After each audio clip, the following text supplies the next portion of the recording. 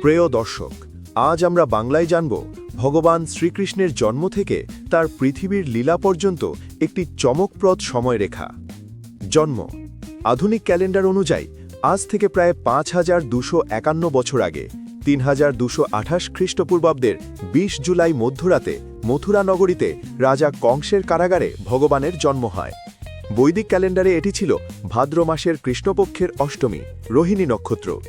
সেই মহান মুহূর্তে সমস্ত তালা স্বয়ংক্রিয়ভাবে খুলে গিয়েছিল। সেই থেকেই শুরু কানহাইয়ার কারামতি। শৈশব তিনি যাদব বংশে, যিনি চন্দ্রবংশীয় বলা হয়, বসুদেব ও দেবকীর অষ্টম পুত্ররূপে জন্ম নেন। জন্মের পরপরই কংসের ভয় থেকে রক্ষা করতে বসুদেব তাকে বন্ধু নন্দরাজের কাছে গোকুলে নিয়ে আসেন। সেখানেই তিনি প্রথম ৩ বছর ৪ মাস কাটান। মাত্র ৬ দিন বয়সেই তিনি পুতনা রাক্ষসীকে বধ করেন।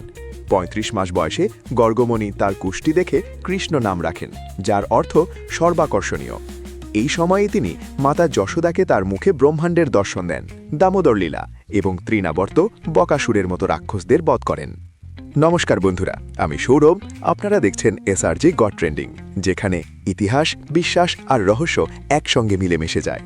বৃন্দাবন লীলা।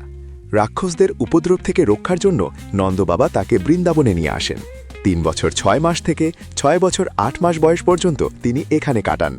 এখানেই তিনি অঘাসুর, ধেনুকাসুর, কেশী, অরিষ্টসুর প্রভৃতি রাক্ষসদের বধ করেন। ৫ বছর বয়সে তিনি গোরক্ষা শিখেন, যে দিনটি আমরা গোপাষ্টমী হিসেবে পালন করি। ৭ বছর বয়সে কালীয় দমন, বস্ত্রহরণ লীলা, রাসলীলা এবং গোবর্ধন পর্বত উত্থাপনের মতো মহান লীলাগুলো সংঘটিত হয়। মথুরা ও গুরুকুল। ১১ বছর বয়সে আক্রুর তাকে মথুরায় নিয়ে আসেন, যেখানে তিনি কংসবধ করেন ও উগ্রসেনকে রাজা করেন। এরপর শ্রীকৃষ্ণ ও বলরাম সান্দীপনী মুনির গুরুকুলে গিয়ে মাত্র ৬৪ দিনে ৬৪টি কলা আয়ত্ত করেন। গুরুদক্ষিণাস্বরূপ তারা মুনির মৃত পুত্রকে পুনর্জীবিত করেন। ২৮ বছর বয়স পর্যন্ত তিনি মথুরায় বসবাস করেন। এই সময়েই তিনি ও বলরাম ১৭ বার জরাসন্ধকে পরাজিত করেন। দ্বারকা জীবন। মথুরাবাসীদের কষ্ট দেখে ভগবান রাতারাতি দ্বারকা নগরী নির্মাণ করে সবাইকে সেখানে স্থানান্তরিত করেন। ৩২ বছর থেকে ১২৫ বছর বয়স পর্যন্ত তিনি দ্বারকায় বসবাস করেন। ৩২ বছর বয়সে রুক্মিণীকে বিবাহ করেন। পরে প্রদ্যুম্নের জন্ম হয়। তিনি পাণ্ডবদের সহায়তা করেন, নরকাসুর বধ করে ১৬,০০০ রাজকন্যাকে মুক্ত করেন, রাজসূয়যজ্ঞে অংশ নেন, শিশুপাল বধ করেন, সুদামার পূজা গ্রহণ করেন এবং কুরুক্ষেত্র যুদ্ধের আগে দূত হিসেবে গিয়ে শান্তির বার্তা দেন। মহাভারত ও গীতা। ৯০ বছর বয়সে কুরুক্ষেত্রের যুদ্ধে তিনি অর্জুনের সারথি হয়েছিলেন। সেখানেই তিনি ভগবদ্গীতার অমর জ্ঞান দান করেন। যুদ্ধের শেষে তিনি অশ্বত্থামার ব্রহ্মাস্ত্র থেকে উত্তরার গর্ভে অবস্থিত পরীক্ষিতকে রক্ষা করেন। প্রত্যাবর্তন।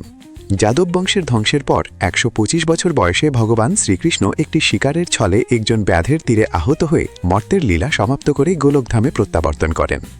এর মাধ্যমে দ্বাপর যুগের সমাপ্তি ও কলিযুগের সূচনা হয়। সুতরাং এই ছিল সংক্ষেপে ভগবান শ্রীকৃষ্ণের জীবন ও তার অদ্ভুত লীলা। কিন্তু মনে রাখবেন, তিনি কেবল একজন ক্ষমতাশালী মানুষ নন, তিনি স্বয়ং পরমেশ্বর, সৃষ্টি স্থিতি প্রলয়ের অধীশ্বর। গীতায় তিনি নিজেই বলেছেন, অবিদ্যা মানুষী তনুধরা মা সমহা শরণা প্রকৃতির পরা। তিনি মানুষরূপে অবতীর্ণ হলেও তিনি স্বয়ং ঈশ্বর। ভিডিওটি ভালো লাগলে লাইক করুন, শেয়ার করুন এবং এমন আরও রহস্যময় ভিডিও পেতে এসআরজি গড ট্রেন্ডিং চ্যানেলটি সাবস্ক্রাইব করুন। আপনার জানা কোন কোন লীলা সম্পর্কে আমাদের কমেন্ট করে জানান, আর এই বাংলা চ্যানেলটি সাবস্ক্রাইব করতে ভুলবেন না। হরে কৃষ্ণ।